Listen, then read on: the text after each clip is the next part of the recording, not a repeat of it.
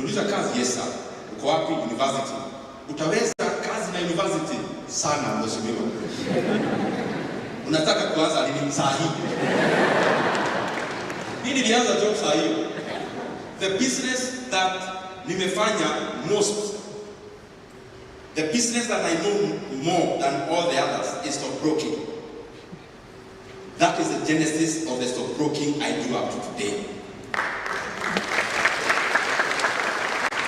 So second step came, nikakumbuka ile dream yangu bado ya kuvai. Saa hiyo niko na pesa, nilikuwa nalipwa 8k per month. Ungeniguza. So mimi nilikuwa na time gari za KU off peak. Economic students mnajua kuna kitu inaitwa elasticity of demand. Price elasticity of demand. Ile una choose when to use a mat. Mat ziko na bei ya chini when the elasticity of demand is very high. When people are sensitive to prices. So I used to go to work very early in the morning and come back very late at night. That did me one thing. Because after tulifungua mimi niliendelea na job. So, kwa sababu natoka job very late, juu ya fare ilikuwa imeshuka. So I was usually the last person to leave office. Nataka mshike hiyo point. Kwa sababu nilikuwa natoka town naenda KU. Niko job huko. Stockbroking. Pale corner house. So, because lazima niketegea basi za KU fare ishuke, ikabaki sasa ni mimi wa last kutoka ofisi. Kuna economists, kuna kitu tunaita unintended consequences. It happened to me in my favor. Because I was the last to leave office, the intended consequence was this boy is really hardworking. So when it came to being awarded to kafanya sherehe ya employees of the year, among the 50 employees, I was given 50k for being the employee of the year. Unintended consequences. Msidharau economics. Sasa, the same sinavai kuwa student leader. Mimi nikapigania kitu kubwa academic sec. Nikangangana nikiwa second year. My friend nikachaguliwa. Nikakuwa student leader nikiwa second year. Kwani mnagoja kunipigia makofi za gani? Tulisema hii talk sio serious. Ama ni aje? Ile tunaongea ndio serious, sio face. Ile tunaongea ni serious. Shika tu maneno. So mimi nika graduate, achana hii ingine yote sasa tuende graduation. And my mother came with other parents of mine. After eating lunch, and they have talked. The chief guest who was the graduate, me, is to talk. I told them, my parents, mi nataka mkienda home, you pray for me not to get a job. When you go home, pray for me not to get a job. Niliwaambia, nilitamani vitu mbili. Kuna mtu hapa hataki pesa? Hebu inua mkono mwenye hataki pesa. Kwani nyinyi wote ni watu wa aina gani? Kila mtu, hebu nione mtu akitaka kutajirika hapa. Very good. So I'm not alone. I want the two things. Nataka mshike. Biashara, to be wealthy. One, to be wealthy. Second, to be at a place I can influence decision making. So, wewe comrade uko hapa. You want to be wealthy. You graduate from MKU. You get a job, a very good job of 100,000 per month net. How much money is that per year? How much is it? 1.2 million. How much can you save out of 1.2 million? Tafadhali napata, unasema hivi mkono juu, naweza fanya kitu ukiinua mkono haraka. Naweza fanya kitu pekee. How much can you save? 200,000? 500 per year. Nataka tufanye hii hesabu. Tafadhali tuende pamoja. Umetoka MKU, a job of 1.2 million shillings per year. That is 100K per month. And you already know that getting a 100 job as a fresh graduate, you'll be extremely lucky. So, in a month you can save how much from 100,000? Tusaidia na anybody, niaje? 20. 20. Wacha niulize, kuna kama you can save how much? Yeah? Kama wanasema anaweza save 60. Mora anaweza save kazi. Ati hakuna? My friend Omodi, unaweza save gapi? Yeah? Ndio anasema hata haitoshi kwa lifestyle. So, wacha tuchukue 50K. Saving 50K a month in a year. How much is that? 600,000. Getting where there is what? The financial ya Kenya watu nitumini venye sitaki kuita watu hapa wanifanyishe hesabu. Mkiwa hapa nifanyisheni. Hapa hivi nikitazama mayuth wako hapa, kila mtu anataka by 28 years akuwe na Lexus. Ama ni mimi nakosea? Na ikienda chini sana Prado new model. Ama Mercedes. That is the truth. Hakuna mtu ana ambition. Even warembo wako hapa wanataka ile BMW X6. Hiyo kitu ikiwa mtumba ni pesa ngapi? Hiyo gari. Sio ile ya kutoa makaratasi, ile imetoka X Japan X this. Prado ni how much? Can we call it 6 million? 6 million Prado. Hapa hivi ukigraduate unataka kukaa mtaa gani Nairobi? Semeni. You know it, you also prophesy for yourself. Sema tu. Kiapuru hiyo ni tuseme ni it can be Ruda, it can be Ridgeways. How much is the plot there in Ridgeways? Plot. Naweza wasaidia ni 30 million per half. So hata tusianze hapo, tuanze mtaa hivi kabla ufike hapo. Tuanze mtaa ya 7 million plot. 7 million. Achana kwanza na Kiaburu, utasoka tu pia hapo. So hiyo Prado ni ya 6 million. Na hii plot ni 7 million. Hiyo yote ni pesa ngapi? 13 million. Naenda pamoja, hebu kujeni comrade kama wanne haraka. Kujeni wenye wako karibu. Comrades wenyewe. Sio sisi ambao tumekuja comrades. Na kukuwe na mrembo bwana. Hapa nimeona hata cabinet hii kuwe constituted. We must see our ladies also in leadership. Tuwapigie makofi. Nimewaita hapa is description. Hata hawataongea tu ya time. Bro, hebu mpe huyu my friend from Moyale. Burti Naga. Naga ni Badara. Yoya. Yoya. Sasa ukigraduate wewe unataka gari gani? Lexus. Sasa hiyo kitu bwana. Hiyo gari kubwa hivyo. Tuendelee.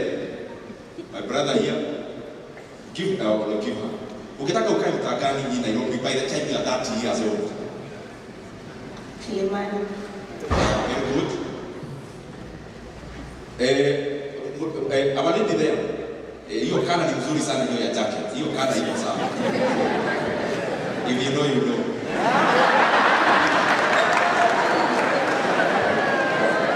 Dennis, wewe upatie kazi kwa chama. Wewe unaonekana yako royo.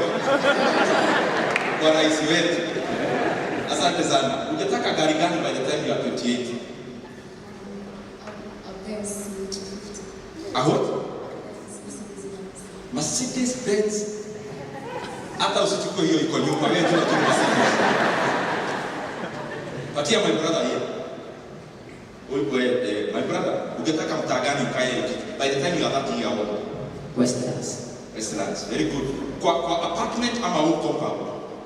Apartment. Very good. iko sawa, hata hiyo msifikirie ni hivi. Patia huyu tio suti ziko tarehe chini, aseme kitu. Bro, unataka gari gani by the time you graduate? By the time you are 28. For a start, unataka Subaru Forester. Na by the time you are what age?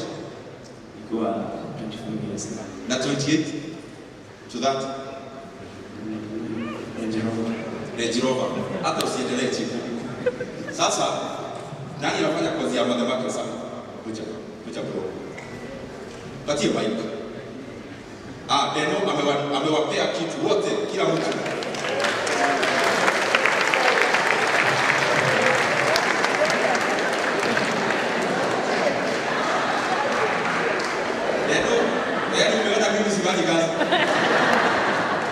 So, bro, nataka tufanye hesabu.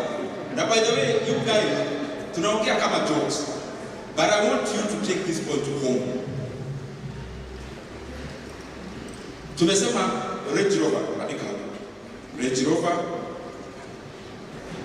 ikiwa imetumika tuandike 7 million, andika hapa. Roti, wachana na Kilimani kwanza, hata Westlands. Hapana, huko bado. Tuende kwanza Ruiru, tukienda hivyo Kiamuru. Because there, Ruiru area, a plot of an acre in a good place is 5 to 7 million. So weka 7 million. So plus 7. Tuko 14 million. Mshahara yako, you are still saving 50,000, that's 600,000. So divide 14 million, divide by 50,000. No, divide by 600,000.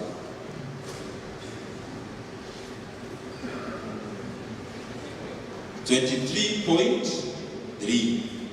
Kuna kitu tunaitaka economics, holding all other factors constant. We are assuming you are still a young man.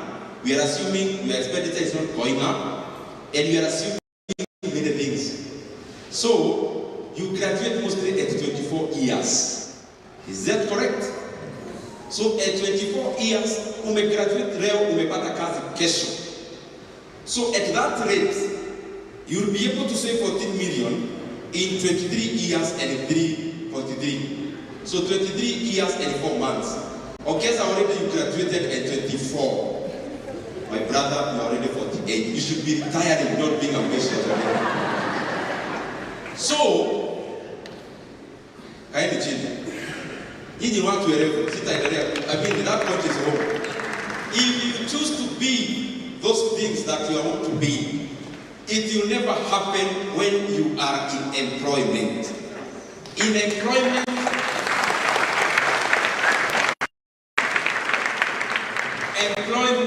you are just one of the bolts. You are one of the parameters. You are only one of the instruments.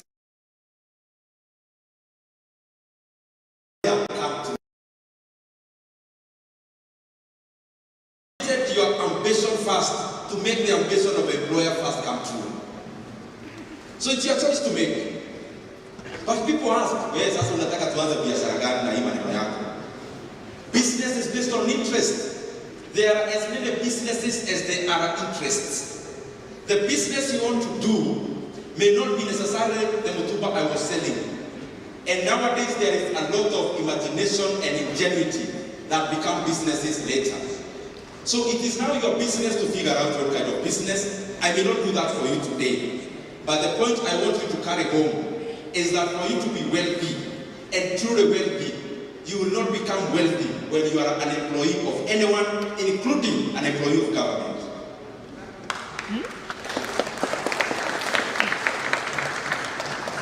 Two things before I close. I keep repeating this because I think it is important.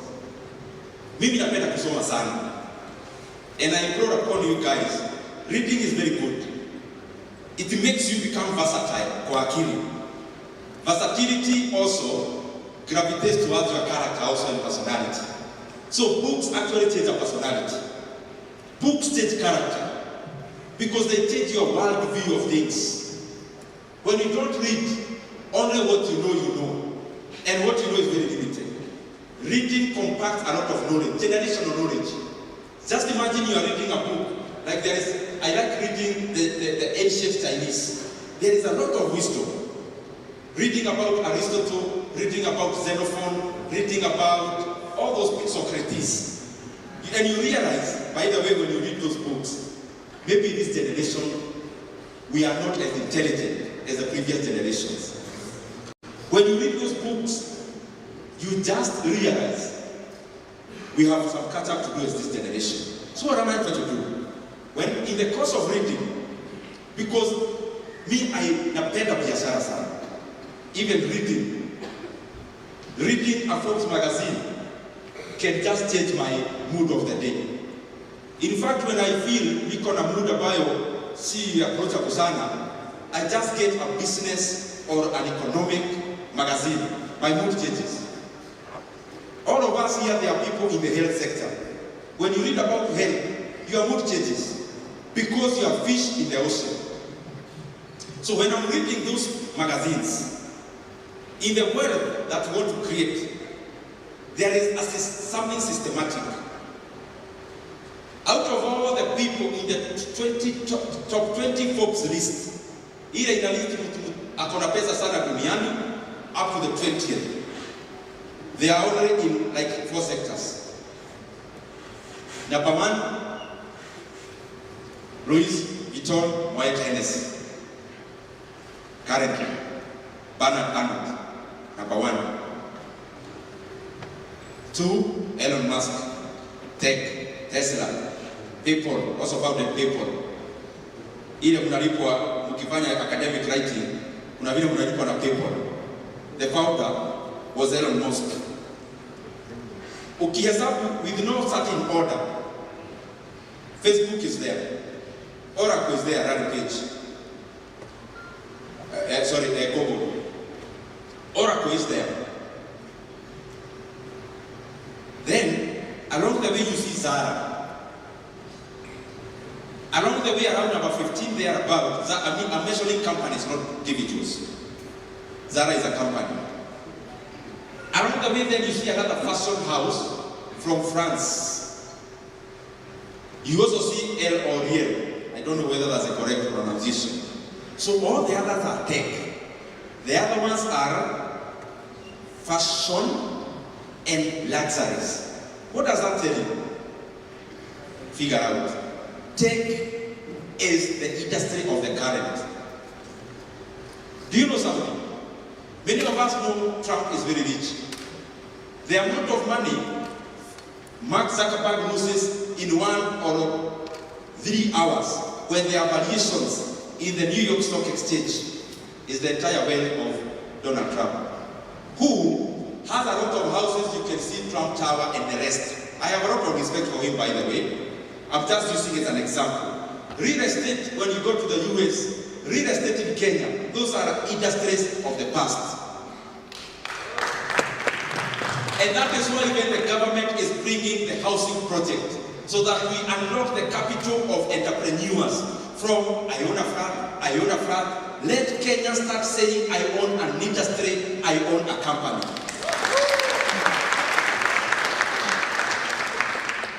But the other thing, sasa hii ya mwenye biashara. When you are doing business, that's why you see Bernard Arnault is there, Zara people are there, they are there. Why are they there? Why not an industrialist, especially in those developed countries? When you are making money, you make more money when you craft a business where the practices are not rational. The time you will be able to craft an interest in business and you start a business where your customers are not rational, when you are engaging, you must become rich. Let me paraphrase. Most of us will go into business of milling. Why? Uga, kila mtu anakula uga. But everyone is milling. So, you are competing in terms of prices when you are doing normal basic things. You get rich back on thin margins and volumes. But the people, and I'm using folks as an empirical evidence, the people who are there, including number 1 richest person in the world, targets all of us by what? Ostentatious purchases. What is that? When I'm buying, I am actually don't know what I am buying. I have gone, I have money in the pocket, I am buying. What are you buying? A watch. What, how much? 14 million shillings. 14 million shillings? Yes. What am I buying? Let me ask you guys, when I buy a watch of 14 million, what am I buying? Is it time? Am I buying any time? No, when let's assume I'm wearing a watch of 20 million shillings. What am I wearing? What have I bought? Is it time? Will I, out of the 24 hours in a day, because I have an expensive watch, will my day have 25 hours? I want you to see this. When I buy a ring or a necklace, zinavaliangwa hivi, a bling bling, divai moja ya milioni 5, divai hapa hivi. Ni nini hiyo na mama? I want you to look inward. What is it? Just now start thinking, what is this I'm wearing? So when I went to buy, what did I buy? Yani huyu mtu ananiuzia akiniangalia na nimwambie nimesoma, mimi ni mtu iko sawa. What have I bought?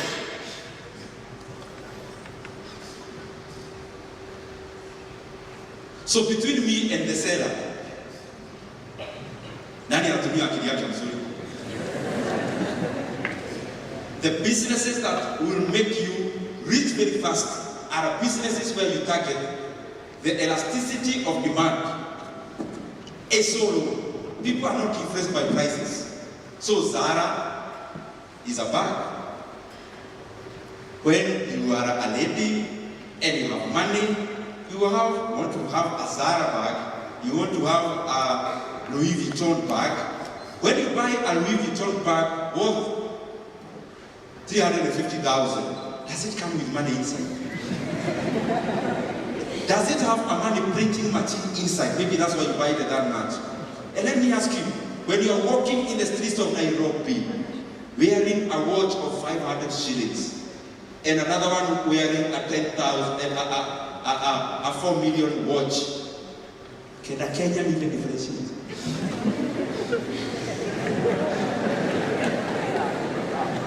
So those people now, they target a person who wants to feel good. Feeling good has no price. Feeling good has no price.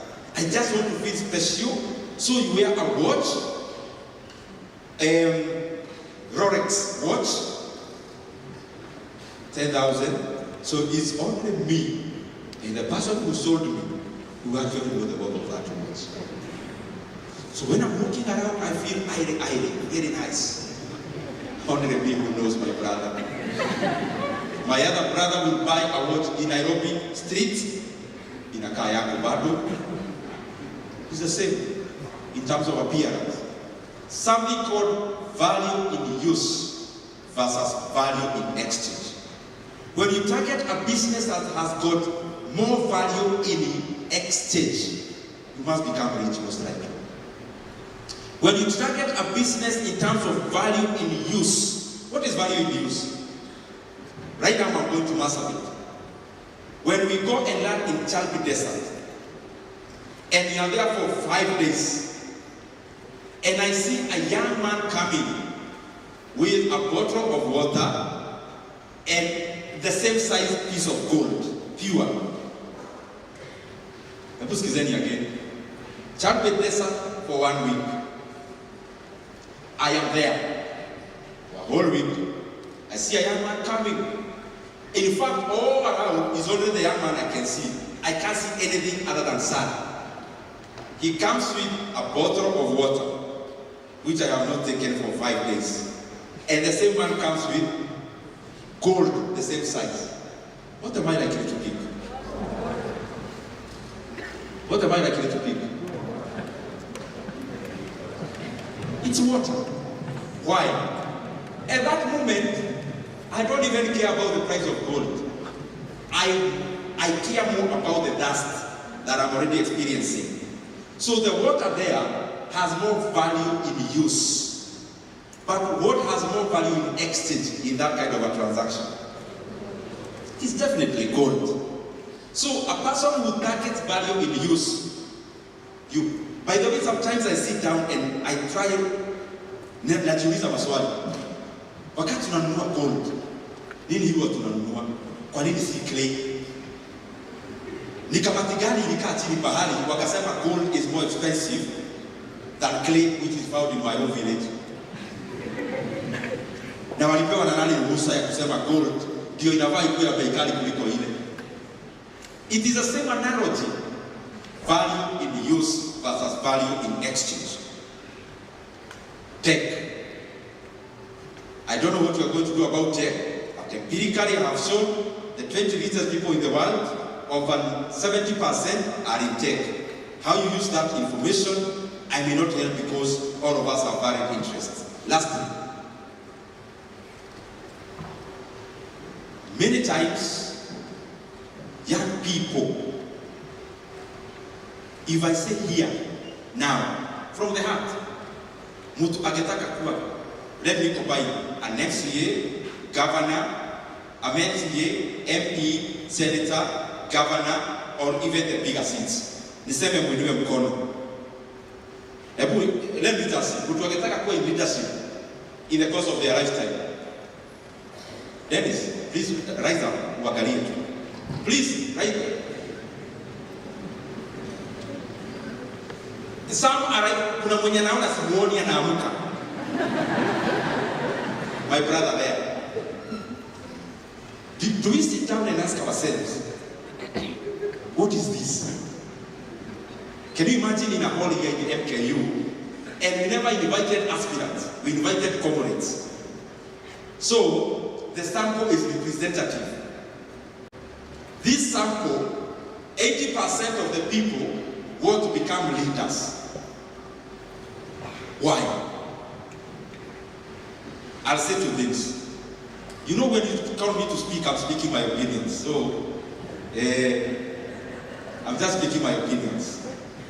If you look at the US, let me use US. China also. If you look at countries that have or are turning young, rich people, Wall Street, finance, but where? Leave that there. Compare with this one. We are in this hall. The median age of this hall is around 27. For the audience is around 23.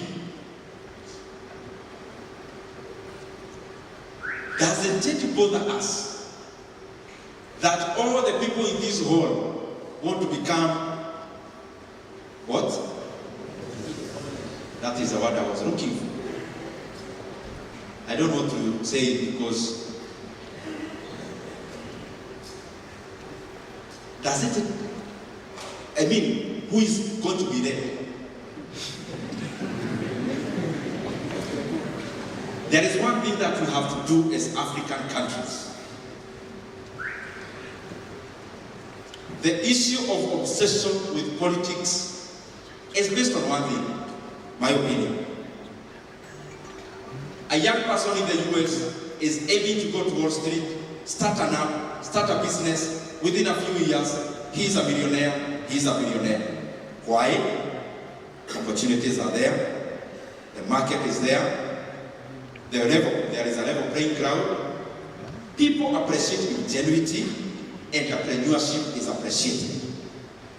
That is the thing I want us to have as a clarion call. For Kenya to change, Kenya is not going to be changed by leaders. Kenya is going to be changed by entrepreneurs, economically speaking. The leader can only do policies. After policies, when I do a good policy about agriculture, I cannot go and do agriculture as a leader. I am doing it for the people. When we are doing policies around finance, around tech, it is not me as a leader who should benefit. The benefit is for the people. We must make this attractive. In Africa, if I tell you to be very honest, the people who have wamenua mkono juu, why do you want to become a politician? Besides serving the people, because all of us, you especially have your personal ambitions. You'll tell me you find it as a very easy route. You know for what? Because in Africa you are able to extract political rent, and therefore being a politician becomes one of the factors of production. This has to come to an end.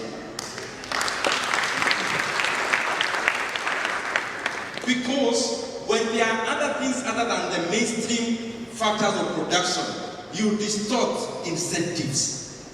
The reason why a Professor Gishado started Mount Kenya University is not for you to come and learn. It is for you to make money. You learning here in Mount Kenya University is an intended consequence. The person, there is a hotel which was called December Hotel here. I was being told maybe the name was changed. The owner of December Hotel, do you think they wake up in the morning to feed people? They wake up in the morning to make profits. Out of making profit, you also get lunch in December Hotel. You getting lunch in December Hotel is an unintended consequence. The real consequence was to make money. We have to we have to remove from our mind, as Africa, as Kenya, as a continent, we have to remove our mind this issue of seeing wealthy people as enemies of society. Because by then, we are diminishing entrepreneurship. And entrepreneurship helps the economy more than politics. And there is an example I like citing all the time. Nigeria. I read a lot about Nigeria. Because if there are real black entrepreneurs in the African continent, you'll get them in Lagos. Aliko Dagote Group. Abdulhamid Rabiu. Please, those who have interest in business, you can know those names. You go read them in Google. BUA Group. The banks in Nigeria, the ones you see, big ones. Access Bank is owned by Nigerians. Zenith Bank is owned by Nigerians. The one you see on CNN being advertised. United Bank of Africa, Tony Elumelu, who is a former CEO. The kind of people you see, black Africans who are billionaires. I think to me, I enjoy reading about Nigerians more. And there is one analogy I want us to draw from it. How, myself, I advocate, even for government literally helping entrepreneurs. Literally. If the government was to use government money to support entrepreneurs, as chairman of budget, if I'm told to do that, I would allocate that money tomorrow. Why am I saying so? South Korea, it was not grown, or it never grew out of. Yes, there were policies, but the real people who grew it are the owners of Samsung, the owners of Hyundai, and the rest. By being supported by government. But let me come to Nigeria as I close. An analogy that I think we should adopt, so that when we come to such a gathering next, and there is 3 politicians and there are business people, when politicians are given a chance to speak, we must also start giving entrepreneurs a chance to speak. Why am I saying so? To look at the journey of Aliko Dangote. In his early years, he was a trader. He was literally in the Nyamakima of Kenya. Abdulhamid Rabiu was literally in the Kirinyaga Road of Kenya. They were importers, they were traders. They went to importing rice, importing cement, importing other things. Where can you come? After importing, government, of course, it was a kidogo group policies. But they stopped importing, they built factories in Nigeria. They got the cement, BUA Group, and the rest are able to handle, packed to a large extent, the demand for cement in Nigeria, cement made in Nigeria. So they stop importing that cement, they build factories that then manufacture cement. But this is the point I want us to arrive at. And I use Dangote and BUA Group. After Dangote built the cement factory, it became one of the most profitable businesses in Africa, by the way. Cement prices in Nigeria have among the highest margins in the world. But this is the point I want us to arrive at. When Dangote makes profit out of cement, please go with me slowly. When BUA Group chairman makes profit out of BUA cement and all the other industries, including the agricultural value chains where they have businesses, what happens? Dangote then starts the biggest refinery of all in Africa. It is now starting operations. What is the point I'm making? Dangote has more than 12 billion Kenya shillings, 12 billion US dollar in worth. How much money is that? How much money is that? 12 times 135. How many trillions are those? Can somebody do for me? 12 times 135 is how much?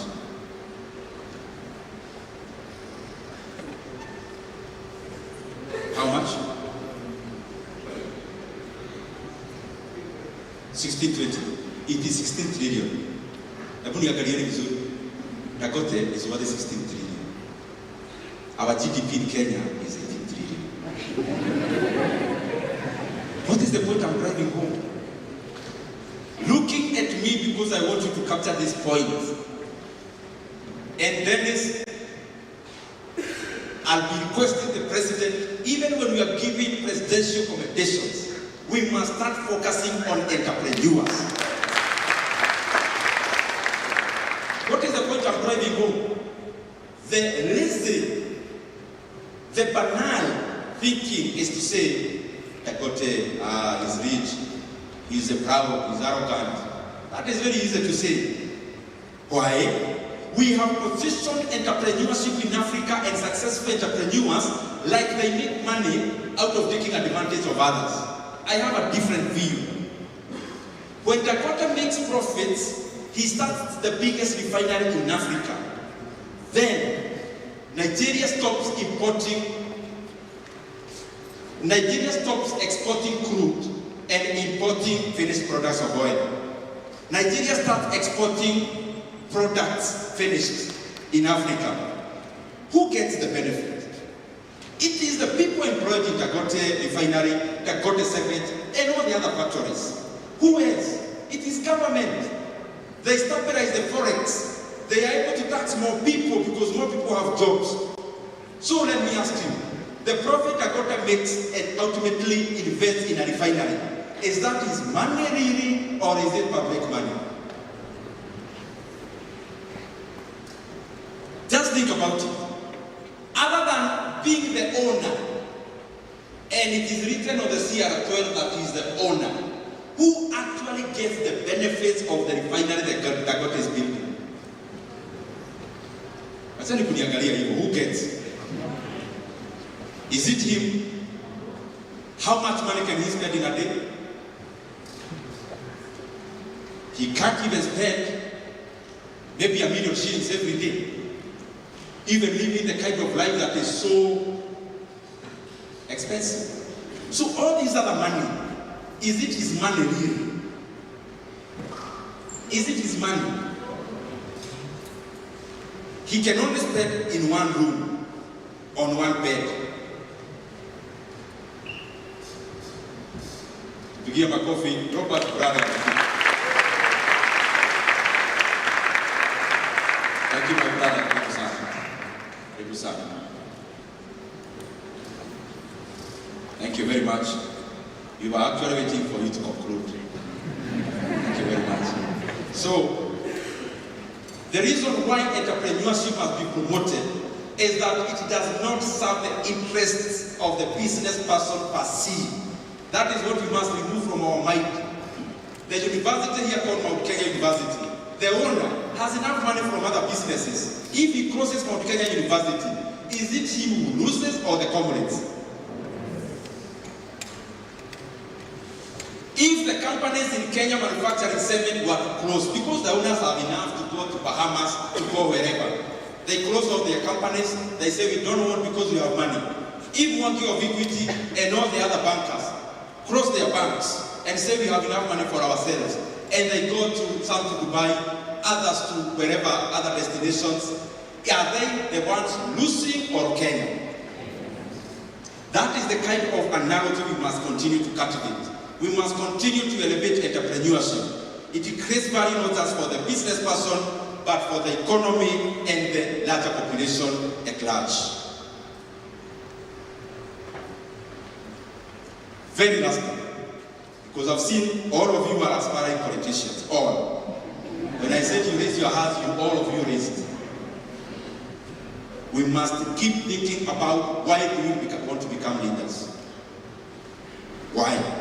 When you want to vie for an MCA, why are you vying? Do you actually even know what an MCA does? To start with. When you want to become an MP, is it because you saw there is an MP speaking on TV somewhere? Why do you want to become an MP? Why do you want to become a governor? Why do you want to become a senator or any other position? Our politics, and I said it in Tongo University, must be based on ideologies. Africa has many leaders who are coming up. You saw in Senegal the other day, a young man got elected. Is he learning? Yes, he's learning. Very learning. He has a master's degree. But that's not the point. When we are a young leadership, and especially in Africa, why do we want to become leaders? Do we spend time just thinking? Comrades, when is the last time you sat down to just think about your ambitions? And then, why are you ambitious in that field? Why are you pursuing that line? So, what is the point that I'm driving home? Our politics must be based on ideologies. When we talk about EFF in South Africa, before we support, before we say this or that, ideology must be the basis. When we talk about Bobby Wine in Uganda, and we wish all these young leaders all the best, but we must keep on refining our ideologies. Ideologies that will make our economies thrive. Ideologies that promote free market. Ideologies that have their basis on the private sector as the most efficient way of allocating resources. And I'm saying that because it is usually very easy to galvanize people around ideologies that are very impractical. It is very easy for a politician to say, we are coming and giving everyone money every end of the month. But that is not the work of government. The government should just make a way for people to make their money. So it is very easy to come up with an ideology that will galvanize people. As leaders, our goal must not be to win an election. Our goal must be how to govern. And how to govern is from an MCA seat to any other seat, because it is through out of that decision making that governance helps. Winning an election is easy.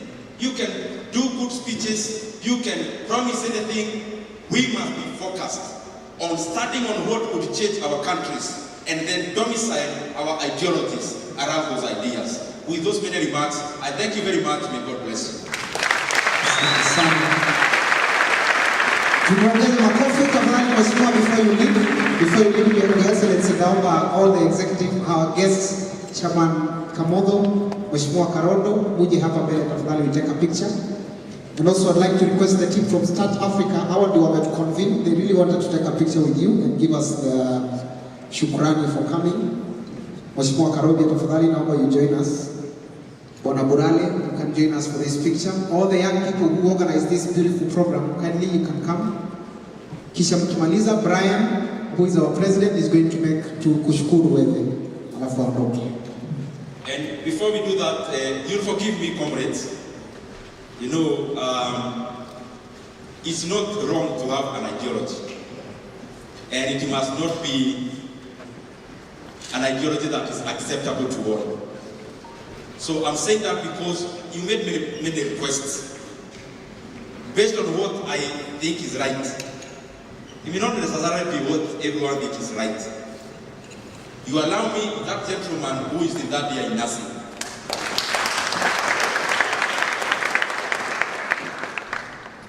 to make sure that his entire school fees is paid.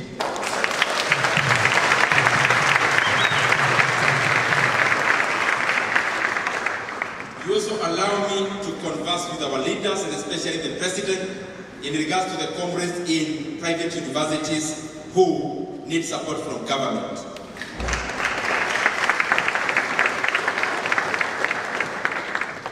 And allow me to thank you. Asante. Asante sana. Kindly before you leave, tupigeni makofi tafadhali one more time.